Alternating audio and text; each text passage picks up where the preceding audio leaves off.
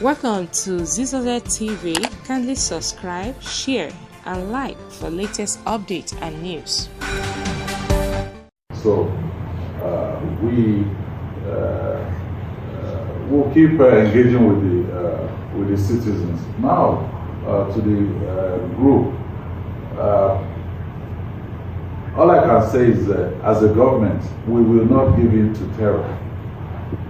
We will do everything to ensure that our children and their teachers are returned safely. And I'm also saying this to the group. It's whatever it is. We once had a country, which was what Gino Achere's novel. We once had a country where we were each other's brothers' keepers.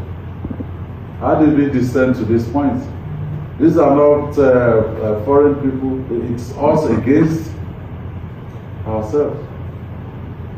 So whatever it is they demand, we're ready to listen to them, address the ones that we can address as a state government, but